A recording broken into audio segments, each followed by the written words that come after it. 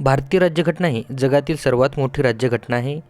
घटनेत 395 कलमे, 12 परिशिष्ट, 22 भाग असलेली भारतीय राज्यघटना ही सविस्तर राज्यघटना लिहिण्यासाठी 2 वर्ष 11 महिने 18 दिवस इतका कालावधी लागला. चला तर या व्हिडिओच्या माध्यमातून संविधानाची निर्मिती प्रक्रिया जाणून घेऊ. नमस्कार, MPSC यूट्यूब चॅनलवर आपले स्वागत आहे. आपल्याला माहीत आहे की भारतीय संविधान सभेने 26 नोव्हेंबर 1949 रोजी संविधानाला अंगीकृत करण्यात आलं आहे. संविधानाच्या निर्मितीच्या वेळेस कशा प्रकारची भारतीयाची वाटचाल होती हे जाणून घेऊया. स्वातंत्र्याच्या वाटचालीबरोबरच भारतीय संविधानाची निर्मिती प्रक्रियासुद्धा वेगात होती. तत्पूर्वी भारतात सर्वप्रथम संविधान सभा ही संकल्पना साम्यवादी विचारवंत असलेले मानवेंद्र राय यांनी 1934 मांडली होती. पण खऱ्या अर्थाने राष्ट्रीय काँग्रेसने 1935 संविधान सभेची निर्मितीची मागणी उचलून धरल्याचे पाहायला मिळते. 1938 पंडित जवाहरलाल नेहरू यांनी घोषणा केली की स्वतंत्र भारताच्या संविधानाची निर्मिती ही संविधान सभा करेल अशी घोषणा केली होती. त्यानंतर संविधान सभेची पहिली बैठक 9 डिसेंबर 1946 रोजी दिल्लीतील सेंट्रल हॉल, सध्याच्या संविधान सभागृह असे त्याचे नामकरण करण्यात आले, या ठिकाणी पार पडली. फ्रेंचच्या ज्येष्ठतम निवडीनुसार वयस्क म्हणून प्रभारी अध्यक्ष डॉक्टर सतीजानंद सिन्हा व प्रभारी उपाध्यक्ष म्हणून AK अँथनी यांची निवड करण्यात आली. घटना समितीच्या 11 डिसेंबर 1946च्या बैठकीमध्ये भारतीय राज्यघटनेला कायमस्वरूपीचे अध्यक्ष म्हणून डॉक्टर राजेंद्र प्रसाद तर उपाध्यक्ष म्हणून SC मुखर्जी यांची नेमणूक करण्यात आली होती.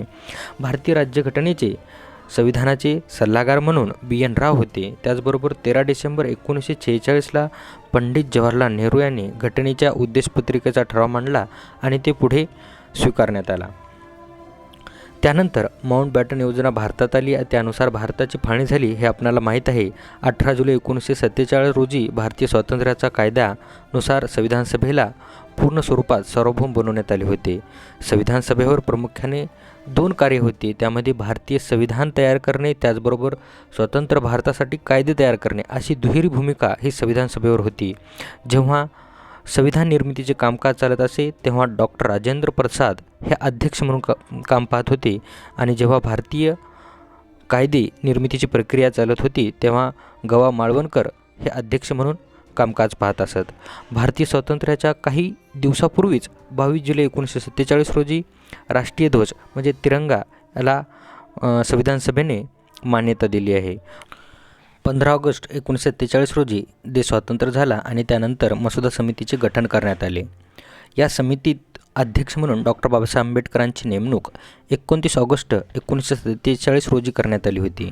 मसुदा समितीमध्ये अन्य सदस्यामध्ये N. गोपालस्वामी अय्यंगार, अल्लाउद्दीन कृष्णस्वामी अय्यर, KM मुन्शी, सईद मोहम्मद सादुल्ला, N. माधवराव आणि DP खेतान ही सदस्य होते. N. माधवराव यांच्या राजीनाम्यामुळे मित्तर यांची नेमणूक करण्यात आली, तर DP खेतान यांच्या मृत्यूनंतर TT कृष्णाचारी यांची नियुक्ती करण्यात आली होती. डॉक्टर बाबासाहेब आंबेडकरांनी 4 नोव्हेंबर 1948 रोजी घटनेचे प्रारूप म्हणजे प्रथम आराखडा मांडला आणि त्याच्यावर 5 दिवस चर्चा करण्यात आली होती. डॉक्टर बाबासाहेब आंबेडकरांनी 15 ऑक्टोबर 1948ला घटनेचा दुसरा आराखडा संविधान सभेमध्ये सादर केला आणि त्यानंतर घटनेचा अंतिम आणि तिसरा आराखडा 14 नोव्हेंबर 1949ला सादर करण्यात आला होता. यानंतर 26 नोव्हेंबर 1949 रोजी संविधानाची स्वीकृती करण्यात आली आणि त्याच दिवशी 284 उपस्थित सदस्यांनी संविधानाच्या मूळ प्रतीवर स्वाक्षरी केल्या. त्यानुसार काही कलमात त्या दिवशी लागू झाल्या व उर्वरित 26 जानेवारी 1950 म्हणजे संविधानाची अंमलबजावणी आपण ज्या दिवसापासून प्रजासत्ताक या दिनापासून लागू झाल्या. संविधान लागू झाल्यानंतर भारतीय स्वातंत्र्याचा कायदा 1947 आणि 1935चा कायदा हा संविधान सभेने रद्द करण्यात आला. आपल्याला माहीत आहे की भारतीय राज्यघटना ही हस्तलिखित आहे आणि ती हस्तलिखित करण्याचे काम प्रेम बिहारी रायजादा यांनी केली. वंशपरंपरेने त्यांचा असलेला व्यवसाय कॅलिग्राफी आणि त्यांनी भारतीय राज्यघटना हस्तलिखित करण्यासाठी कसल्याही प्रकारचे मानधन घेतले नव्हते. फक्त त्यांची एक मागणी होती की संविधानाच्या प्रत्येक पानावर त्यांचे नाव आणि शेवटच्या पानावर त्यांच्या नावासोबत आजोबाचे नाव अशी त्यांची मागणी होती. ही काम करण्यासाठी हस्तलिखित त्यांना 6 महिने इतका कालावधी लागला. भारतीय संविधानाच्या प्रत्येक पानावर जे चित्रकारिता करण्यात आली त्याचे श्रेय हे नंदलाल बोस यांना जाते. संविधानाची जी मूळ प्रत आहे भारतीय संविधानाच्या संसदेच्या वाचनालयात हेलियमच्या पेटीमध्ये ठेवण्यात आलेली आहे. भारतीय राज्यघटना ही जगातील सर्वात मोठी लिखित राज्यघटना आहे. जेव्हा जेव्हा लोकशाहीची प्रकृती बिघडते तेव्हा खऱ्या अर्थाने लोकशाहीला वाचवण्याचा एक मार्ग म्हणून आपण संविधानाकडे पाहतो. संविधानच आपल्याला जगण्याचा मार्ग आहे, तोच नेमका विचार आहे आणि तो सर्वांनी समजून घेतला पाहिजे.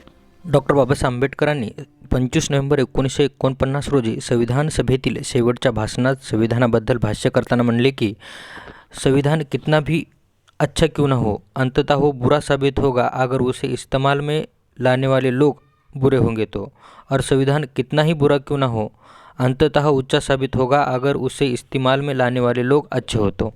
त्यामुळे कशाप्रकारे राज्यघटना अंमलात आणावी ही पूर्ण जबाबदारी ही राज्यकर्त्यावर अवलंबून असते. डॉक्टर बाबासाहेब आंबेडकरांनी अजून ऐतिहासिक भाषणामध्ये म्हटले होते की व्यक्तिपूजा लोकशाहीला मारकच नाही तर हुकुमशाहीला जन्म देणारी आहे, असा इशारा देखील त्यांनी याच भाषणात दिला होता. तो आजही प्रसंग डॉक्टर बाबासाहेब आंबेडकरांनी 72 वर्षापूर्वी लोकशाहीचा मार्मिकपणे विचार केला आहे.